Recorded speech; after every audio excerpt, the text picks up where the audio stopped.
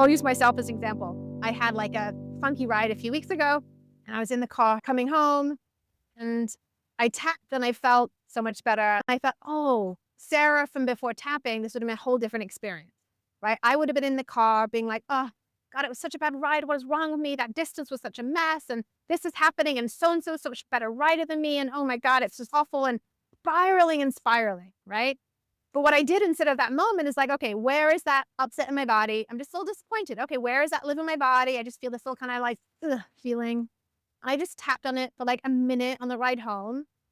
And after that, it's like, oh yeah, I don't want to get in my head. I don't want to make meaning out of it. I'm just disappointed. It's okay to be disappointed. It was a disappointing ride. I love rides that feel easy and flow like, and that was disappointing because it didn't feel like that. And that's okay, right? So it does feel counterintuitive because we're so used to going to the head and the head trying to solve the problem for us when really it just kind of spirals us and makes things worse, as opposed to me just sitting with, "Oh, that was disappointing. That was a disappointing ride, and that's okay."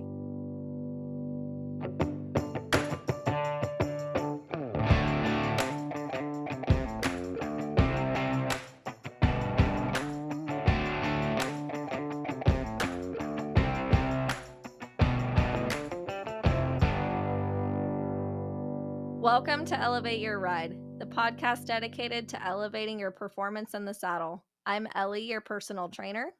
And I'm Lauren, your mindset coach. Today, we are bringing on another equestrian mental health practitioner, Sarah Louise Lilley. Sarah is a clinical emotional freedom technique practitioner who helps equestrians overcome fears, blocks, and trauma.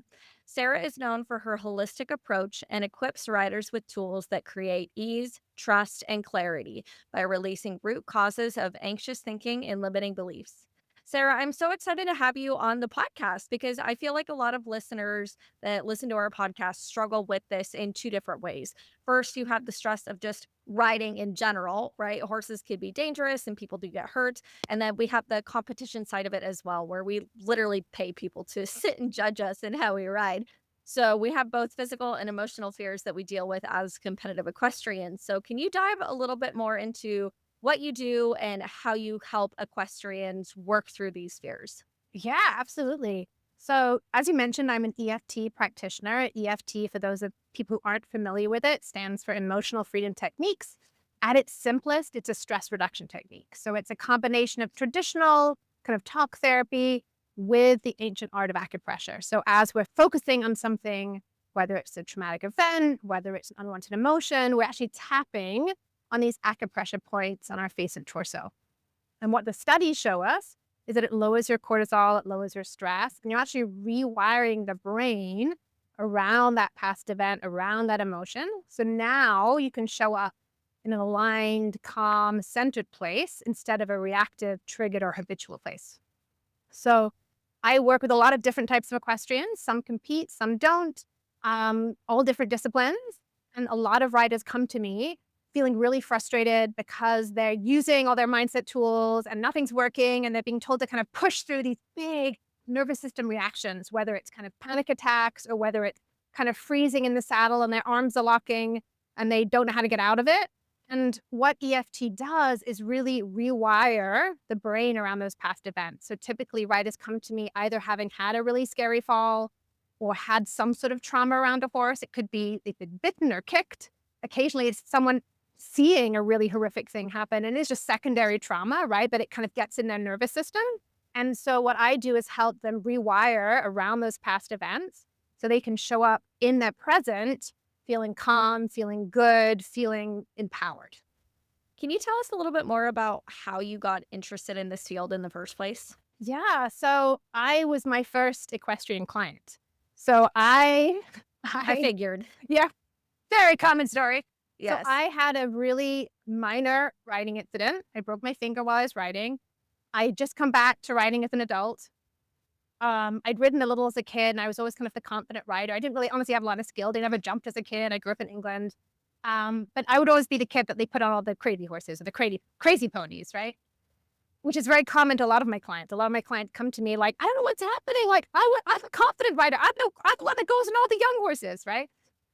So I had this minor incident, broke my finger. I had surgery. I came back. I was okay. But while I was riding, I had this low level anxiety now that I couldn't get rid of. And it was really just like stealing the joy from my writing. Like it was so frustrating. And I couldn't figure out what was going on. And I was like using all my tools and I was getting advice and like nothing was working. And it wasn't until I used EFT that I figured out what was happening and what was being triggered. And I resolved that. And then suddenly I was showing up in my writing almost overnight completely differently. And it was such Wow. just an aha moment. And I just realized it was so needed because I literally couldn't find the support I needed. And so I just really saw a need for it and then really pivoted my business to really supporting equestrians. And it's so gratifying because I know from experience that frustration of, just something ruining the one thing you love, right? I know you've been through injury too and been Yes. injured, right? And the frustration Yep. of not being able to do what you love and then the worrying about can you get back to it and like what's going to happen and all those unknowns and the stress around that. And I love helping clients get back to like getting these texts where it's like, oh my God, I jumped. I can't believe it. It felt amazing. Yeah. Or I had a client on Monday who was like, I'm so sorry, Sarah. Is it possible? Can we just talk on the phone for like 5 minutes? And I was like, Oh. sure. And she was like, oh my God, I had the best show ever. I have never felt so in flow. And she was like, I felt totally great. And then right before the show, I felt a little anxious. And I thought, oh, hey, I was wondering when you'd show up, but it was like a 2 out of 10 as opposed to a 10 out of 10 in the past. And she was like, hey, I was wondering when you were going to show up. Join the party. You're welcome aboard. Like I'm riding the horse. And she had the most in flow show she'd ever had. And it's just so gratifying, right? To like help people get back to that freedom, the joy, which is why we all do it in the first place. Yeah, yeah, we do this for joy and as a hobby and as something to enjoy, and then it causes so much so many issues for us at the same time. It's this really tough thing that the situation that we all put ourselves in. So can you tell us more about how EFT worked for you? Like how you found it? What were the practices that you actually did? Like how did it actually help you? Yeah. So, an EFT session, just so kind of what it looks like, right, is like you're kind of working with a practitioner. They're using your words and then you're repeating back these phrases. So for me, what that practitioner did was we looked at this minor fall that happened because I was like, it was clearly started at that. Like I had no anxiety before that, and then it started, right? So for me, it was a clear indicator like that was the issue, even though it felt like I didn't even technically fall. I didn't really hurt. It was not a big deal, right? But when I traced that back, when I worked on that specific event while tapping, you're following that emotional signature back, and it followed back to me to a trauma in my own life. My husband had a stroke like a couple of years before. Wow. Oh, I'm He's so okay. sorry. Thank you. He's super young, very healthy guy, had a major stroke out of nowhere. And what happened for me in that writing is my body had connected. You could be going along and riding and everything's great. And you could just break your finger. Two, you could just wake Christmas morning and your husband could have a stroke, right? It was that same emotional signature of like anything could happen. And it had re-triggered that past trauma, basically, that I thought I had kind of handled, but I hadn't really handled. And once I resolved that and worked on something that was completely unhorse related, then I was able to show up so differently in my present. Is that fairly common? So it really depends. Like some clients come to me and it's like, you know, it's a specific fall. I was fine until this point, and it really is around the fall, right? Like it's really around like one of my very first clients years ago had a really like worst case scenario fall. And we really worked slowly and gently on that fall. And after that, it's like she was completely fine, right? It was really around that and kind of almost really a PTSD reaction, right, from that fall, which is really common. And other clients, especially around performance anxiety, that often traces back to childhood. That's often around, safety being around being seen, safety around being judged, safety around, feeling enough, needing to prove yourself, belonging comes up a lot, right? So for me, a lot of my performance anxiety clients trace back to unrelated horse things or often horse events when they were younger, if they rode as a kid. They had a lot of maybe trainers that were not so supportive and pushed them doing things and kind of they got ingrained in this kind of needing to prove or not belong kind of pattern that still is playing out in their adulthood. And would you say that it takes longer to rework things that we have fears from based on childhood experiences versus experiences that happened in adult situations? Because sometimes, like my own experience has been, if something happens as an adult, I almost, in a bad way, put more excuses around it to kind of protect and say, oh, I can't change that because I know X, Y, and Z. But when it's as a kid, I feel like it's a lot maybe more open to Mhm. change wired. Do you ever see that, or what do you Yeah, so feel? I think interesting. I think it's a great question. I think if it's specific to like the trauma around like a really scary fall or getting hurt or seeing something really horrific around a horse in adulthood, right? That's relatively easy to let go of. When I work with clients, it doesn't tend to be when we actually go into it really gently. It's not actually ever the whole thing. It's generally a couple of moments, like that one moment they saw this, it's this one sound, right? When we actually go into it really gently, it's only 2 or 3 moments that are really holding activation in place, right? Which often feels surprising to clients because it's actually not the whole thing. It's just these moments. And then I think when it's going back to childhood, I think in session, we're doing that deep work to kind of get to the root cause and really release, right? And then it's not like that part of them kind of magically goes away, but maybe it comes up like this client I mentioned, coming up as a 2 out of 10 as opposed to a 10 out of 10. And then the work becomes growing relationship with these parts of you, which is so counterintuitive, right? We're told like, oh, don't be anxious, you're okay, or just go do it, or, you're fine, you're fine. But my invitation is always actually hold space for that part of you. All parts of us, right, have that protective function. And the irony is the more you hold space for it, the less and less it shows up. Yeah, I actually, can agree with that. So, I have talked about it on the podcast quite a few times that I had a pretty bad accident about 5 Yeah. years ago, and it's something that my trainer and I talk about fairly frequently. It's getting less and less frequent as time passes and as I've grown to, figure out how to work through it. So, let's talk about so now that you have worked through EFT and everything, and that's a process that you've taken yourself through. How do you work through that now that you Yeah. know all these techniques and you've worked through it before? How do you look at it differently? It's such a great question. So I had a fall, I don't know now, a couple months ago now. And I was totally fine. It was one of those like just I went left, she went right, and she spooked to something. I don't even know really what happened. And I was totally fine. I took a moment, right? My trainer was like, "You okay?" I was like, "I'm just gonna take a moment." I took my time to make sure I was okay, kind of regulated myself, got back on. I was totally fine. And I would say the next 2 to 4 rides, it was like I just had this little kind of thought bubble. Like as I was putting my boots on in the tack room, I would have this little thought bubble that was just like, "You fell off last time you did that." And it was just like hanging out there. And honestly, I was kind of annoyed about it. And I was like, "Sarah, you know better." And I was like, "Hey, buddy, yeah, you're totally right. We did fall doing this, no problem." And I just like felt into my body, like where that was. And sometimes like I can feel a little bit of sensation, and sometimes people don't feel sensation. It's just kind of like a knowing, like this thought bubble's there. And it was just like, yeah, okay, you can hang out there. It's cool. You actually want the same thing. So I just really kind of held space for it and let it be there and kind of got on with my ride. And then by the time I'm riding, it's just gone. It's not there anymore. And then on about the fifth ride, it was like, oh, the thought bubble's not there anymore.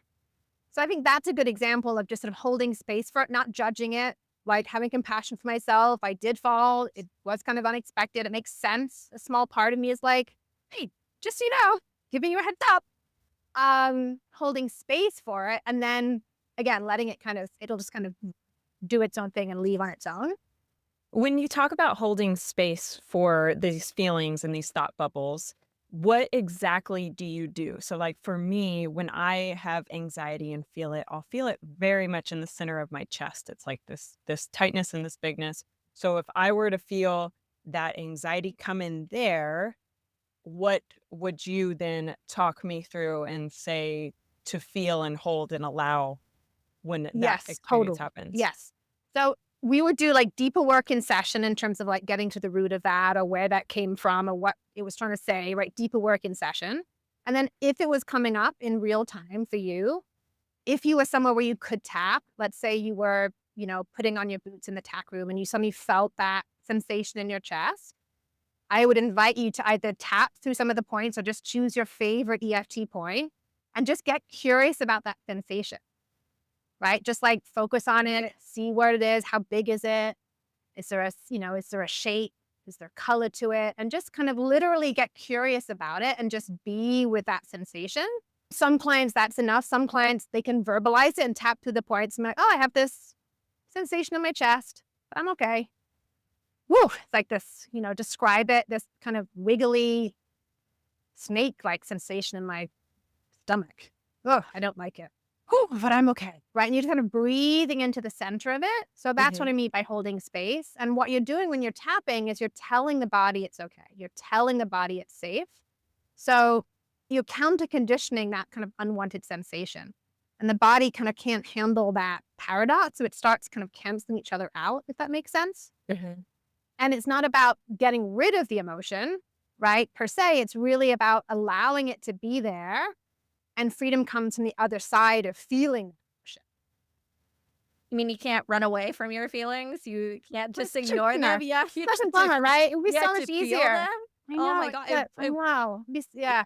I was listening to you explain that and I was like, oh, you mean you can't just, when you get scared, you can't just try to ignore it and just look ahead and try to keep riding on. You actually have to. So the way that you explained that, I think you explained it very, very well of how you make space and how you have to look at those feelings and address them and where they're coming from. Like that makes sense. Yeah. And when, for my clients who are literally like, what do I do at the in gate? I'm about to go in and I can't tap. And it's like, do exactly the same thing with your breath. I want you to like feel into wherever you're feeling that anxiety. If you feel it in your stomach, just breathe into the center of that feeling. Breathe into it. So you can just kind of really attune to it and you're okay. And it's just sensation, right? It really is just sensation. And the more, of course, you practice it, the more, effective you get at it. It's a skill you get better at, of course, the more you practice it. But I don't think confidence is, I don't feel fear, I don't feel anxiety. Confidence is, even though I feel a little bit of sensation in my stomach right now, I'm okay. Even though I feel a little bit anxious, I choose to trust I've got this, right? It's not the absence of fear. It's not the absence of this sensation. It's like using that as fuel and allowing that to be there and trusting you have a great round, trusting the partnership with your horse, feeling into that, allowing it to be there and doing the thing. So you must have known that we wanted to talk to you about the word confidence today. So a couple months ago, we had Natalie Hummel on. Oh, yes. I love her. I love her. Yeah. So she talked about her viewpoint on confidence and how she wants equestrians and just people in general to have something better than confidence. She wants them to have proof that they can do what they need to do. So she wants to be able to call on something that they can actually look back on and true experiences instead of ideas. So talk to us about your take on confidence. So my take on confidence is I'm capable of handling whatever comes at me, right? That I have tools that I can use to move through whatever's coming up. And for me, the answer is always, it's not in my head, it's in my body. Can I get out of my head? My head really wants to get in there and, make some meaning. And I really always get to my body because my body always, to me, confidence lives in the body, always in the body. Does that answer your question? Yeah. Yeah. And then for me, I feel like when you were explaining that confidence is in the body, I think that makes me automatically imagine flow, right? When we are flowing on our horse and just feeling and reacting and responding that way, to me, that is when I feel the most confident and it's just easy and natural. Would you say that finding flow is straight in line with getting in touch with your body? Yes, 100%. Because what you think about most people, right? They're at the end gate and they're like, oh my God, I feel some anxiety in my stomach. Oh God, oh no, what does this mean? And then their brain starts jumping in. Oh my God, it means you can have a terrible round. It means you're not ready. It means you're gonna have a rail. This means you're probably gonna mess up. You're probably gonna forget the course. And then your brain takes over. And then you go into the ring and you're just like a wreck, right? As opposed to, oh, I'm feeling some sensation. Oh, there's my brain going online. Oh, let me just drop into my body. Oh, yeah, I'm just feeling some little worms in my stomach. That's interesting. Oh, hi there. You just breathe into that. It's okay. It's understandable that you'd have some anxiety here because it's a show, and show is, as you say all the time, We're paid to Yeah. being judged. Normal, but I have some sensation coming up. It's okay. We're gonna trust our training. You can be there, even though I've got some snakes in my stomach. I choose to trust my preparation, right? So it's like allowing, instead of, what would be the word? Instead of suppressing parts of us, right? Or pushing away, it's like we can allow all those parts to be there, because ultimately all parts of us serve a protective function. It's so easy to be like mad and annoyed at that part that's a little anxious, but that part just wants to keep us safe. That part is just like a little nervous for you and just wants to keep you safe. So if we can kind of have compassion for all parts of us and really understand that any part of us, however frustrating it is actually trying to help. Are you looking for that extra competitive edge, struggling with show pin anxiety, or looking to set and achieve meaningful goals with your horse? Schedule a session with me, Lauren, your dedicated mindset coach.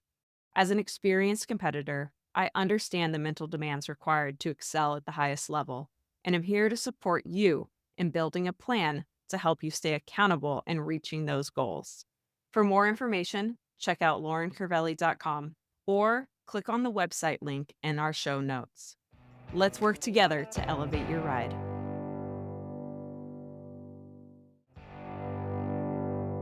Hi, everyone. It's your personal trainer, Ellie.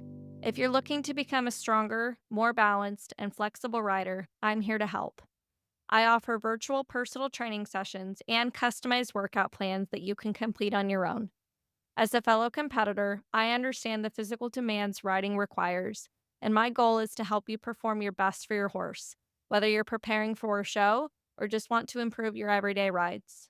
Visit lopindowntherailfitness.com or click on my website tab in the notes of this podcast episode to learn more. Let's work together to elevate your ride. And do you think that some of us have maybe a slightly more overreactive safety drive, I guess you could say, than others? And can we tone that down at all? I think some people, like, we tend to like hyper arouse, right? As someone who's more anxious, someone who's more hypo aroused is more in the kind of shutdown, free state, like procrastination, right? Like if I had to choose, everyone is somewhere in the middle and in different areas of their life is in different places on that scale. I would say I'm more of a kind of, I tend to go towards the freeze than the high anxiety, I would say.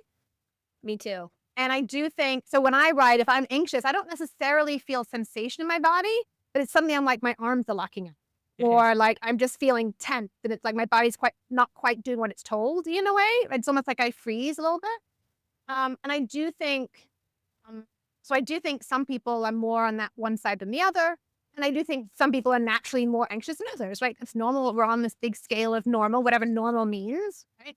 But I do think, we talk about building vagal tone, right? Which is just building one's, ability to be resilient, right? Stress is going to happen. I don't think there's no expectation ever that life is just going to be calm all the time. That's not what life is like.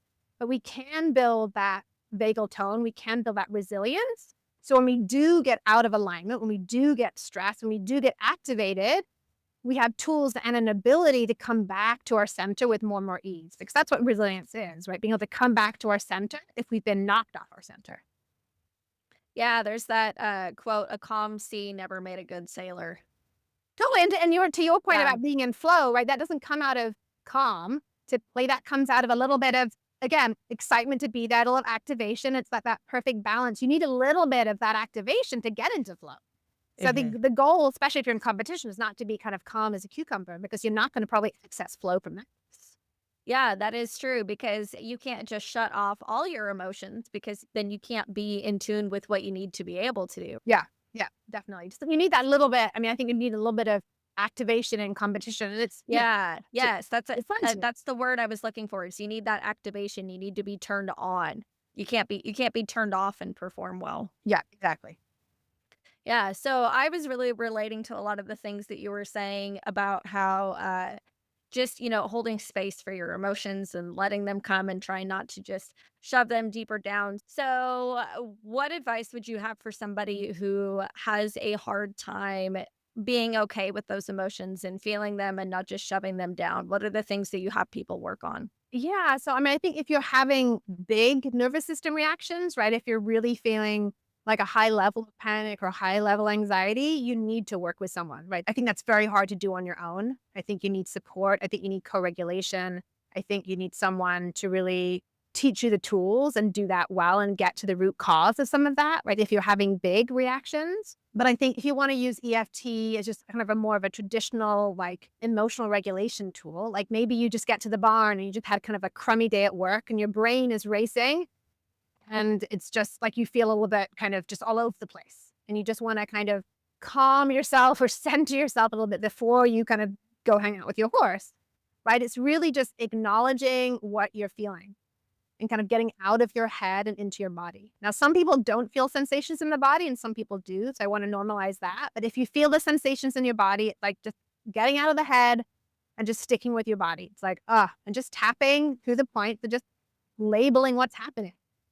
I feel like this whirring in my head. I have all these thoughts in my head, just describing what's happening, feeling into the sensation and allowing it to process. Your body really knows how to process emotion, right? Studies show, I think it's sort of 30 seconds and 90 seconds to move through something.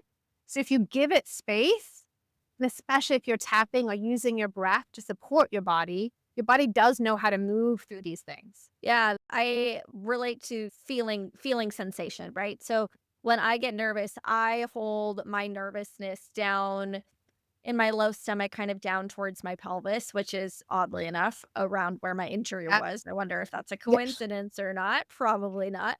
But when I get nervous, I just get really I get almost queasy in my Yeah. stomach, and I also struggle with vertigo. So sometimes if it's really severe, I'll also get dizzy. That seems to be working its way out of my system though. That I don't struggle with that nearly as much anymore, and I'm not quite sure why. But, like, when I'm getting ready to go to the barn and so, like I said, my accident was 5 years ago, and I ride 2 to 3 days a week, and I have pretty much well, I had to take 6 months off to heal, but then after that, I've been riding 2 to 3 days a week ever since then, and every time before I go to the barn, literally every time, I get a pit in down in my lower stomach, down in my low back, and I start to get nervous. Then it travels up towards my chest, and I'm not able to take as deep of breaths. I'm not able to be calm and centered in my body. And then I start losing mobility. I don't necessarily brace on the horse like with my hands or with my feet. I lose mobility and movement through my hips and through my low back. Yeah. And so then it started causing this issue of when I would go to ride and I would be nervous. And so then I started running into this problem of horses not going forward with me and starting to shut down and starting to rear, but being like, I don't know what you want me to do. You're kicking me, but you're not going forward with your seat. And Yes. then it just made it even worse for a while because I'm like, okay, now I'm causing this Yeah. inside Yeah. myself that's causing an issue with the horses. And now I don't even want to ride because Yes. I am so nervous. So Uh, I've been able to work through it quite a lot on just with myself, right? Like I haven't yeah. worked with anybody specifically, but what I started doing is when I get on, I ride horses that I feel comfortable with and I ride horses Right. that I feel like are going to take care of me. And the first thing that I did for probably about 6 months is I just galloped. And I did a lot of extending and a loose rein and just getting my body to move with the horse. And then when I get nervous, making sure that I can still feel the horse's back and feel the horse's movement in my seat, in my hips. Because I'll just get locked up and I won't have any lateral movement. I won't have any front to back movement. I literally am just like as still as possible. And my upper body, like up on my shoulders and down on my feet, they're still moving. They're still telling the horse what to do. But the horse is like, hey lady, you're kicking me, but you're not going anywhere with your seat. So I don't know what you want from me. So that was a really challenging thing to work through. So I mean, obviously, I'm sure that you would say, "Well, that's something that you should work with somebody like me to work with." But I'm curious what advice or what things you would have to say in that sort of situation. Yeah. So first I would say what you're gonna say, I'd say. Because what I hear in that, right, is as you said beautifully, like your body's just kind of protecting you. It's like it's been injured there. and there's a protective layer happening to your body that's just, it's not allowing the movement because it's in a little bit of like a protective freeze, right? Yes. Yes. Um, 100%. And so no matter what I do in the moment, yeah, I can't get it yeah, to do what it needs to do. exactly. So many of my clients will say that. They'll say like, I don't know, I just, my arms lock up, and I can Yeah. hear my trainer say like, stop pulling in your arms, but like I couldn't do anything. They just wouldn't move. Yeah. And they You feel, just can't. and they feel so frustrated. I know the client who was like she'd had this bad fall and she was fine at the walk trot, but as soon as she went to canter, she would like, not into the fetal position, that's too extreme, but she would get stuck falling forward, like kind of forward in her seat. Oh, I'm familiar with And that and position. her trainer would Yes. be like, "So good." And she was like, I can't, like it's like I get stuck there. And sometimes she Yeah. said, I don't even know I'm doing it until my trainer's like, sit. And I'm like, oh my God, I'm forward again. Right. Yeah. And it's because it's happening on a subconscious level. Right. So in the moment, and as you said, over time, you can slowly chip away at that. But it takes a really long time. It And does. with a Yeah. practitioner, you can get to the subconscious block there much faster. Right. Because the body is so wise. And it's like we can really go back to figure out what your body's trying to protect you from, which is who knows what it is, some version of your accident, what happened, some part of it Right. that it's holding on to, so that it can show up differently. And then, as I said, now it'll show up in like a 2 out of 10 as opposed to a 10 out of 10. And then Yes. that's when you can then start working it by yourself. And again, what I would say is like just several times during your ride. It's like maybe before you get on, you're kind of just feeling into that feeling, breathing into it, just bringing some safety to it. And then maybe a few times throughout the ride, you're just kind of checking in with that part of you again, bringing some safety, breathing into it, getting curious. And again, the more you hold space for it, the more kind of it starts, all parts of us just want to be seen and heard. That's the piece of it. And when Yeah. you do that, I think it's like these parts of us that we're like scouts in the army, right? Like a scout goes to the army and says, there's danger over there and don't go over here because there's some danger over there. And the army's like, I'm sorry, don't talk to me. Go away. Don't talk to me. The scout's sole job is to warn the army. So then what does the scout do? The scout's just like, oh my God, I got to really make myself heard. I'm going to yell at you now. There is some danger over there and you cannot go over there, right? And so that's what these protective parts do. They just get louder if we don't pay attention to them. So if the scout is like, there's danger over there and there's danger over here, and the army's like, okay, got it. Cool. Thank you so much. There's danger over there. Okay, cool. Good to know. Thank you. Thank you so much for sharing. Awesome. The scout's like, okay, good. I'm just going to go to bed. So I'm going to take a nap. And kind of those protective parts of us are the same way, right? They just can get louder if we don't kind of hold space to them and get their needs met. And when you have these like scouts coming, how long is kind of the process if someone was to work with you to be able to feel like, okay, we're getting them quieter, or I'm learning how to keep the scouts in line and Totally. manage them while still listening? Totally. So, I mean, it varies. I hold containers typically for 10 to 12 sessions. If it's like a big trauma, I have some clients that I work with every couple of weeks on kind of a more of a traditional therapeutic basis where we just work on whatever's coming up with their writing or life. But typically for specific issue, it's sort of 8 to 12 sessions, I would say.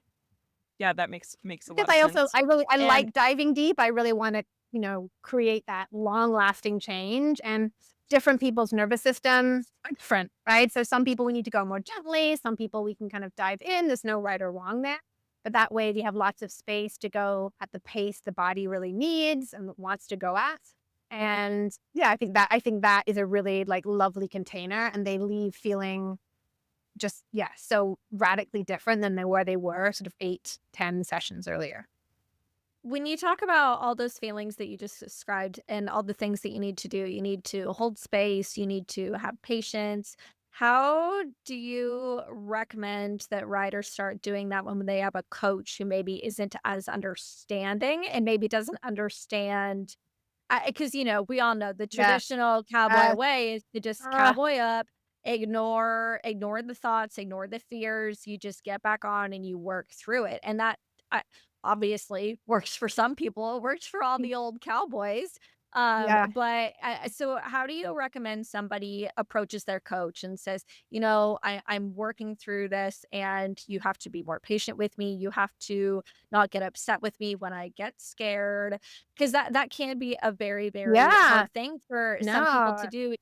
even if the trainer isn't trying to intentionally do all these things, that's what they're taught to do to work through things. So that's what they try to teach their clients to do to work through things. Yeah. It's not a lot of times it does not come from them being in a place of trying to be mean about it. Yeah. That's just the way that it is. Yeah. Yeah. I hear you're not talking about abusive trainers, which are very Right. different. This is just someone Right. who just kind of, yeah, a trainer who's like, don't be nervous. But the client's like, I'm really Right. nervous. And they're like, don't be nervous. And you just disvalidating. Is that a word? Yeah, we're gonna make it Disvalidating? one. Invalidating. Invalidating. There I we knew that go. wasn't right.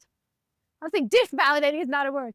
Yeah, close. Invalidating the Yes. client's experience, right? So I would hope that you can have, you know, the ideal is to be able to have that conversation with your trainer and just let them know, I'd love to make a request. I'm having a hard time when you tell me not to be nervous and I'm feeling nervous. So I'd love you to say XYZ instead. Or I'd love you to say it's okay to be nervous as opposed to telling me don't be nervous because that should make me more nervous and I feel really judged. And I would love to Yes. just make that request. Is that okay with you? Right? Get their buy-in, just make the request, right? You're asking for what you need. You're putting a boundary in place and you're asking them if that's okay. So that would be my suggestion. Yeah, yeah, no, that's a good suggestion. What if you have a barn mate? It's not even a trainer. What if a barn mate is saying, "Hey, don't be a baby, just get back up there," and they're not your trainer. Maybe it's somebody on your show team, How do you I guess it's probably situational, but how do you teach people to have enough confidence in what they're working towards to ignore those types of comments? Oh, I think that's such a good question. So I have two thoughts. One, I think you can release any need to explain yourself to someone else, right? You can just say simply, this is what works for me, right? It's like you don't necessarily need to explain yourself or justify what you're doing, right? And I do think it comes up a lot with my clients in terms of boundaries around, again, not necessarily trainers who are abusive, but just, trainers who maybe don't have the best communication style or are basically triggering clients, right? That they feel the trainer's not necessarily belittling them on purpose or meaning to, again, not being abusive, but the client is maybe taking it a certain way or feel like I've had clients literally tell me, I feel like, 50-year-old women say, I feel like I'm 10 years old again. And it is Sure. Yeah. because part of them does feel like they're 10 years old again, right? And then it's an opportunity to go back and get those needs met from that 10-year-old. So then they can show up aligned with that trainer and say, actually, this is what I need. And that's not going to work for me. And they can put boundaries in place when they spend a large part of their childhood probably where their needs weren't met, where they weren't allowed to put requests. It wasn't safe for them to put boundaries in place. It wasn't safe to get their needs met, right? So I think a lot of the boundary discussion often traces back to childhood. So interesting. It all goes back to childhood. So I'll give you an example that proves that point even more. So when I was a kid, I just always had a really high sense of self-preservation. It didn't matter if I was inner tubing and I was nervous about, the person driving the boat going too fast and that I was going to get hurt, or if I was in a car and someone was driving and I felt like they were following the person in front of me too close, like I'd start to get nervous. So I've just always had this high sense of self-preservation. And then for a long time, I was able to ignore it in my riding. And I don't know, I just was able to be a little bit more fearless. And then I got hurt and that injury has followed me every day since that happened. So I'm constantly reminded about this thing that happened to me, right? So it's been challenging to work through it. And I bet that part of that is because even when I was a kid, before any of this ever happened, I just was always nervous about getting hurt. I never liked being hurt. And it was something that happened, I don't want to say frequently, but I've broken both of my arms in half. I've broken my tailbone. Like Oh, wow. I've had Yeah. multiple surgeries. Like I've had multiple accounts of getting injured and having not just like minor injuries, but major injuries, things that kept me from doing the things that I enjoyed. All these things that have just kind of led up to this point that I'm at today as an adult with this fear. And so I totally agree that the things that we fear as an adult probably have something to do with our childhood.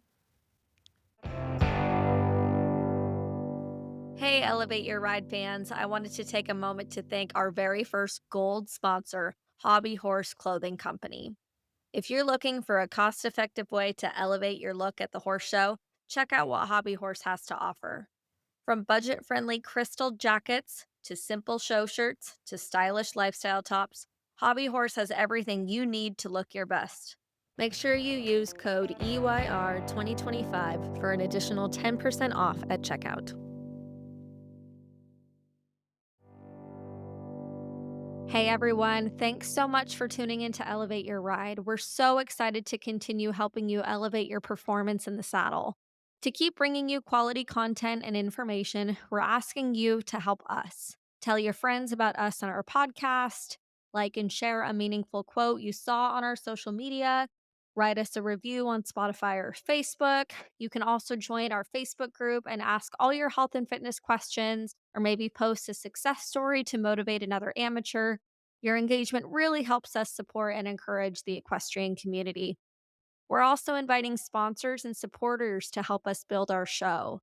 As a sponsor, starting at just $150, you'll receive marketing on our podcast, website, and growing social media platforms for your business. It's the perfect way to connect with the equestrian community and showcase your brand to our dedicated listeners. And for our supporters, your $50 contribution gets you a shout out on our social media and website. Every bit of support really helps fuel the show and helps us inspire and motivate equestrians.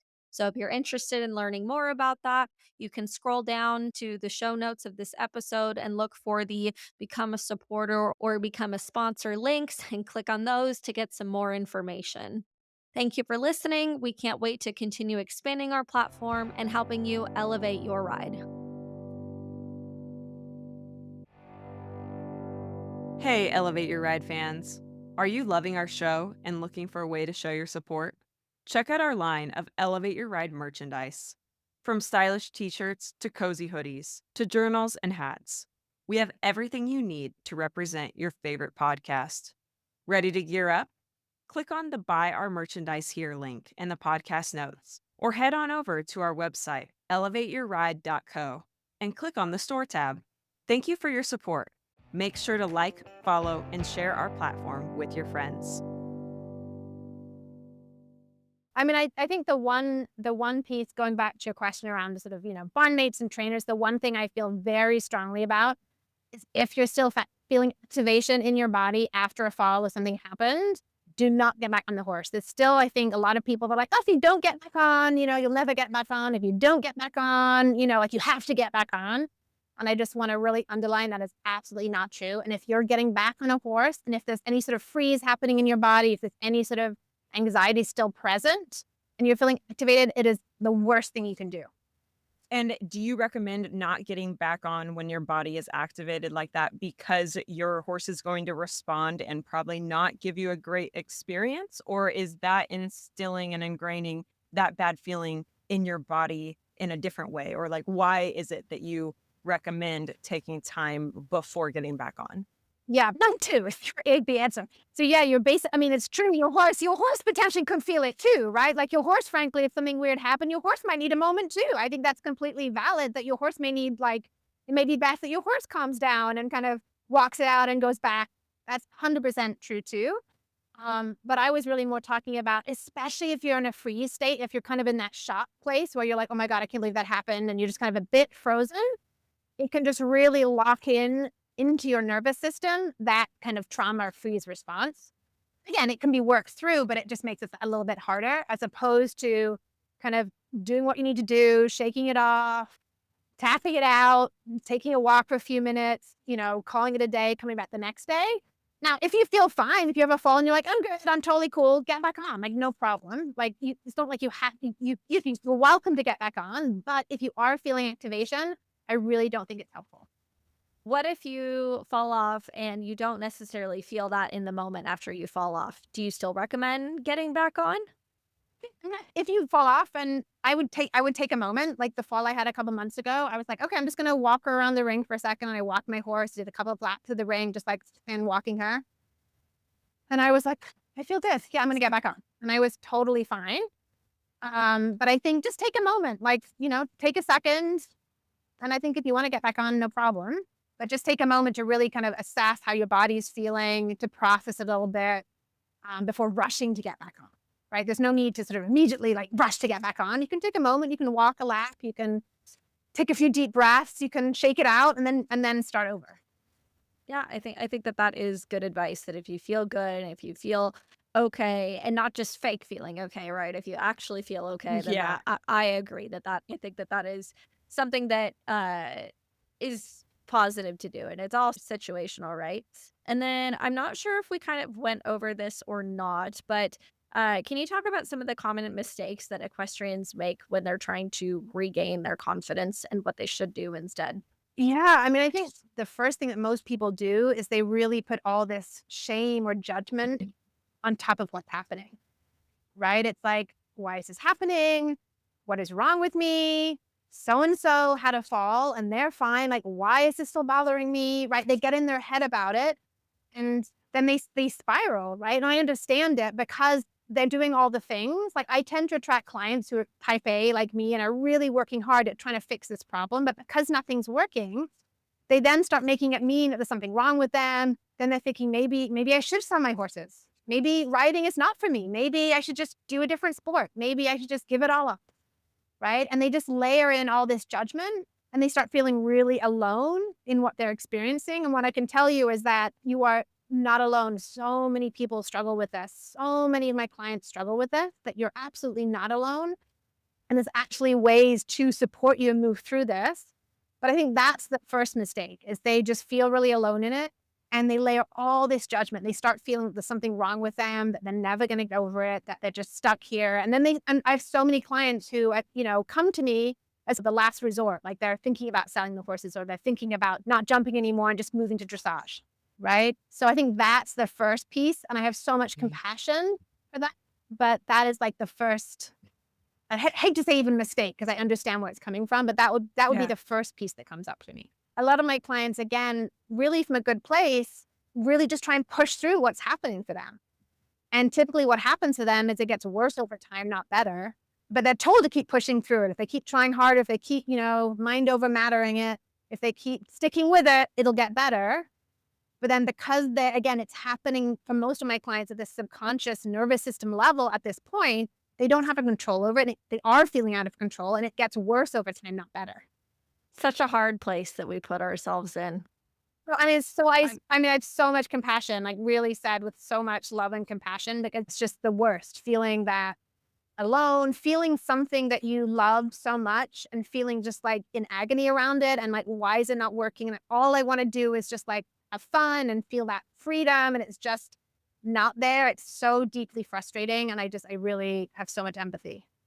How often do you feel like people just try to avoid the feelings by, I mean, I guess that this is kind of what you just said, but I feel like it's common to change disciplines, or sell your horse and buy a new horse, or change trainers, or, right? Like, people are trying to change the external factors instead of the internal factors. So what do you typically say to somebody who just wants to change the environment instead of what's going on inside? Yeah. So I don't feel many of my clients really come to me with that. Most of my clients come to me with like, I'm thinking about this, but I don't want to do it. But unless something changes, I can't live like this anymore. It's too frustrating. It's too heartbreaking. Right. So I don't typically have clients come to me trying to change the external. Right. And I do think there are moments when it's appropriate. Right. If you've got a horse it's not a good match.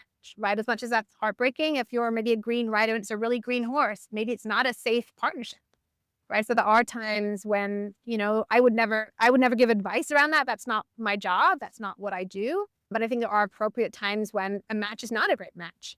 But I find that with my clients, they're not looking to the external. They're really trying to figure out what's going on with them, and it's not working. Those are the clients I tend to attract. They're really trying to figure it out. It's just they're frustrated because nothing has been working. And do you feel that when you were talking about your type A clients that come to you and are trying to force the healing and trying all the different things to get quote unquote better and to improve their experience and situation, is it difficult to get them to allow the tapping to heal them versus trying to maybe force the feeling? So I think they're not trying to force the healing so much as they really want it, and they're trying to, do everything people are telling them and use all these different tools, and nothing's working. And I think they're typically very open to tapping and suggestions when we work together. They're very open because they really want it, right? Horse people like love their horses. They want nothing more than to feel that, be in that place of connection and flow, like we talked about. So typically they're very open to, trying it and, following through on my invitations very easily. It does feel for a lot of people, I think, counterintuitive for a long time, but I feel like my clients are very open to trying it, but it does feel counterintuitive, right? We're used to being told to push that things away. And I'm saying open to it, allow it to be there. It's okay to feel these things, right? Instead of, pretending the accident didn't happen, I'm asking them to very gently, it's a very trauma-informed modality, gently explore it with me, right? To actually talk about it. And we're in our culture, we've all had the experience of kind of getting frustrated. So I'll use myself as an example. I had like a funky ride a few weeks ago, and I was in the car coming home, and I tapped and I felt so much better. I thought, oh, Sarah from before tapping, this would have been a whole different experience, right? I would have been in the car being like, oh, God, it was such a bad ride. What is wrong with me? That distance was such a mess. And this is happening. And so-and-so is so much better rider than me. And oh my God, it's just awful. And spiraling, right? But what I did instead of that moment is like, okay, where is that upset in my body? I'm just a little disappointed. Okay, where is that live in my body? I just feel this little kind of like feeling.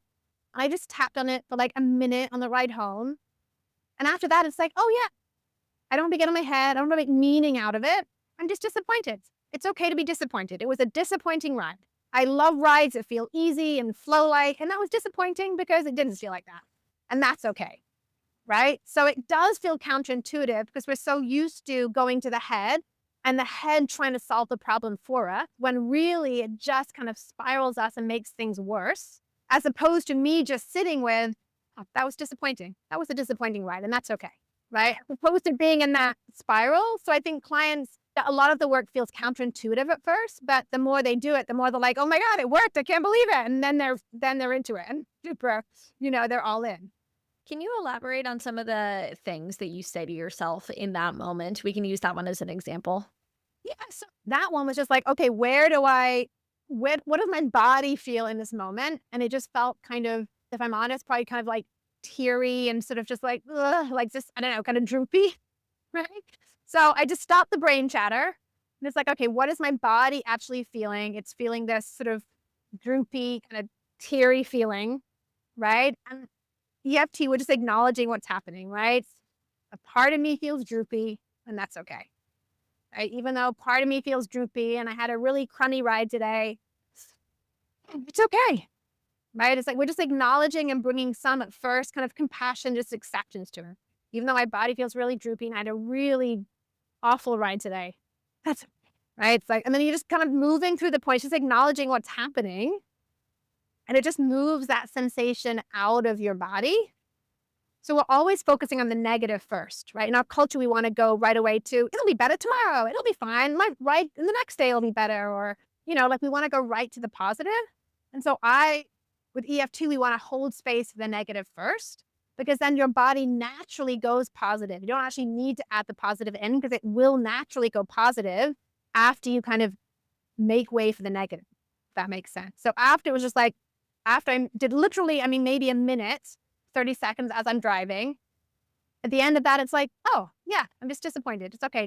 I don't need to make it mean that I'm a terrible thing or anything meaning that my brain wanted to do. All that was happening was, I'm just disappointed. And that makes sense. I can hold space for that. I'm just a little disappointed. And then naturally, I'm like, I'm disappointed. Not every ride's going to be in flow, and that's okay, right? Today was disappointing, but I'm sure I'll have a better ride next week, whatever it is. So your body naturally kind of goes positive on its own. Does that make sense? Yeah. Yeah, it does. So what do you do on a daily basis to help build kind of this resilience and this ability? So I think certainly, like with anything, like it's great to use a tool when you don't need it, so it's available when you do need it. But I know both of you are fans of micro habits. I've heard you talk about them a lot. Yes. Show. And Yes. I do think that you can incorporate EFT in these little micro moments in your day to kind of work out your nervous system. And we really can kind of work out our nervous system just like we work out our cardiovascular system or our muscular system by just bringing the safety to the nervous system, right? So there's very simple ways. I love personally bilateral tapping, which is a very simple, like easy way to tap. If you're just feeling a little activation or you're feeling some stress, it's like you can just take 30 seconds and just tap a little bit and just bring a little bit of safety to your nervous system. You can combine it. You can habit stack it. Maybe you're going to a show and you're doing your teeth in the bathroom and you're just thinking about your dressage task. And as you're thinking about it, like you're using the other hand and you're just tapping and as you think about the dressage test, which is just, again, just going to send these micro moments of safety to your nervous system. So, you don't need to tap all day, but I think there are easy ways to just incorporate a little bit of tapping, this little bit of a habit to kind of bring your nervous system back to its center, to kind of build that resilience and kind of build that relationship with your body, because I think that's what tapping also does. You start to have relationship with your body. So sensation, which is all, anxiety, all these things are really only sensation, right? You start building tolerance for sensations in your body so they don't throw you off your center as much anymore. You're just like, oh, it's just a little bit of sensation. Yeah, I love that. So, what are some tools that you would recommend giving to equestrians on competition day to put in their toolbox? Ooh. Well, this is actually pre-competition, but I do love, I'm going to mention one of my favorite. I do love a Post-it. I love a Post-it, like a sort of to put a visual reminder. If there's like a goal that you're working towards or a show that's coming up that maybe you're nervous about, just to put like the show's name or something small on a Post-it somewhere in your apartment, or your house, or on your computer. And anytime you go past the Post-it, or maybe it's just once a day, look at that Post-it and just tap through the points and just breathe into any nervous energy, any activation, any sensation in your body. So it's the opposite of looking at, say, a mantra and saying the mantra in this toxic positivity kind of mantra way. It's the opposite of that. You're actually just holding space for any doubt, any unwanted feeling, and you're just being with that as you look at this Post-it with whatever show is up or whatever goal is on it. Does that make sense? Yeah. So I love that. I just think, Yeah. again, you're just building tolerance. You're building capacity to be with sensation, to be with quote unquote anxiety or unwanted emotion. And then in terms of everyday pieces, I think, I love just tapping when I get to the barn, just a quick round before I even sort of get out of my car. Just because I have a long commute to my barn, sometimes traffic can be crazy. Sometimes I can get there feeling kind of rushed and hectic. And, I don't have to be completely zen and, I don't have to be zen to go to my horse entirely, but I like to kind of release some of that. So I'm going to my horse in a kind of more of a neutral place than kind of a harried kind of person. So I think even if you don't struggle with any anxiety, just having like tapping as an emotional regulation tool to kind of release your day so you can kind of come to your horse from a centered place is super helpful. I also think, I've heard you talk about this on the podcast too. The negative bias that we all have is a survival skill that we all have, right? It was much more useful for us to remember where the lion attacked us than where those delicious blueberries were, right? 10 things happen, none of them are fantastic, and one of them's not great. And we obsess about the one thing, right? So that really is like, that's in our DNA, that is how we're designed. But I do think there are ways to kind of counteract that, right? People talk about glimmers. You can certainly use those. Glimmers are just kind of moments that they're the opposite of a trigger. So glimmers just give you a moment of safety, of feeling good. And I think it's very easy to be like, the cute cat, as opposed to just staying with the cute cat, or whoever it is, just like 10 seconds or 20 seconds and just like feel good about the cat, right? It's a silly example. And you can tap a little bit if you want to, but it's, again, just really just focusing on the good and not just the bad, right? We're kind of, again, retraining the nervous system to focus on safety as opposed to threat, because our nervous system naturally is always going to want to focus on threat. But we're just kind of retraining to keep focusing on safety as well. I think that's a really good point that you brought up there, that we focus a lot on threat. And if we can reframe it to focus on the safety, then our little soldiers can maybe be out looking for that, the little scouts, and bringing back points of safety and security maybe a few times. Yeah, and I think it's also, resourcing is something I talk about a lot, and I think is quite undervalued. I had a ride earlier this week, but the first jump we did, my horse took like a massive long spot, like one of those, like, oh, kind of like, I was fine, I stayed on, but it's one of those big, like the noise came out of my mouth, right? Like, I was fine, I stayed on, but the rest of the ride, I was just kind of a mess. I was going to grab me with my hand. It was not a great ride. I just thought I was kind of riding badly after that. And I was tapping on the way home. And I realized as I was tapping, I was like, oh, I had that long spot. And I didn't realize at the time that my body was like my nervous system was a little activated after that. I didn't really feel it in my body. But what I interpreted as bad riding was actually my nervous system slipping a little bit into protection mode, a little bit into threat. And I said to my trainer that morning, and it was because I was under resourced. I think normally that long spot wouldn't have thrown my nervous system off, but lots of exciting things happening with work. I've been super busy. I was very overtired. I didn't have good breakfast. I was feeling going into that lesson under resourced, like my nervous system was just not at its best. And I think normally I would have had that long spot, I would have been fine. But because I was under resourced, my nervous system was already a little bit in that threat, like looking for threat. That then after that long spot, it Yeah. was really looking for threat more. And it's like I just couldn't ride well because I was in that threat space.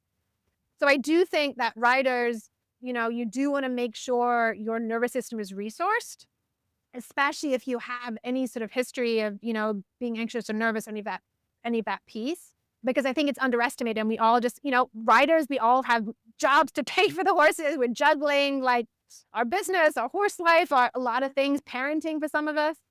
And I think resourcing is very undervalued.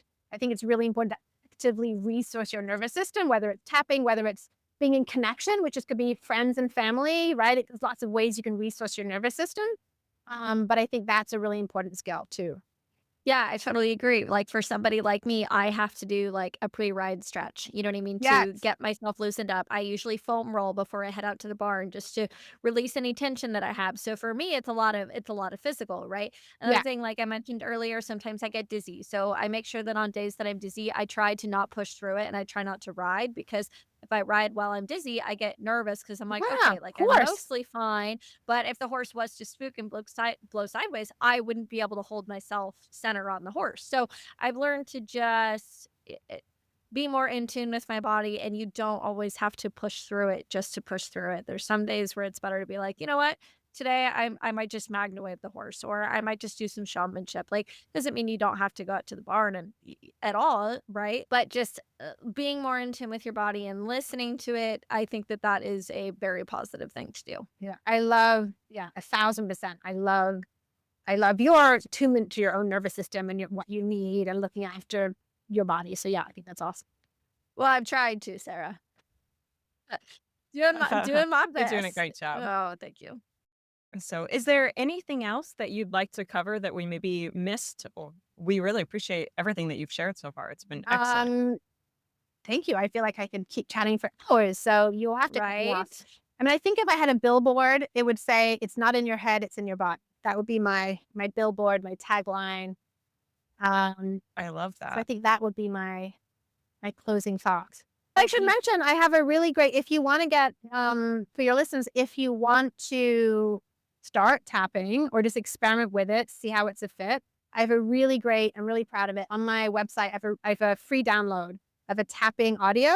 I call it a pre-ride tapping audio, but you don't have to ride for people who maybe, have young horses and not riding horses yet, or just do groundwork or, have pasture pack. You don't have to ride. It's just a way it's a 10-minute audio just to kind of bring you to center before you work with your horse, especially if you're struggling with a little bit of anxiety and nervousness. So I just invite people to, give that a try. Thank you for listening to Elevate Your Ride. Find us on Instagram and Facebook, all linked in the podcast notes. We'll see you next time.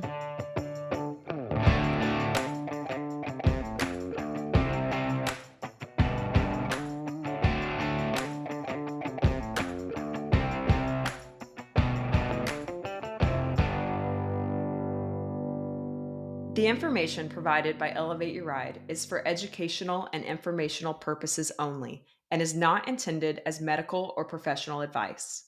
While we discuss health and fitness topics related to equestrians, the content provided through this podcast is not a substitute for professional advice. The views expressed by the host and guests on Elevate Your Ride are their own and should not be taken as professional guidance. We strive to provide accurate and up-to-date information, but we cannot guarantee that the information will be applicable to every individual listener or that it reflects the most current research or guidelines. Before making any changes to your health and fitness routine, We strongly recommend consulting with a qualified professional who can provide personalized advice based on your individual needs and circumstances. Elevate Your Ride and its creators will not be liable for any direct, indirect, consequential, special, exemplary, or other damages arising from the use of information on this podcast. Thank you for listening to Elevate Your Ride. We are committed to providing high quality content and appreciate your trust in us as a source of information for your health and fitness journey.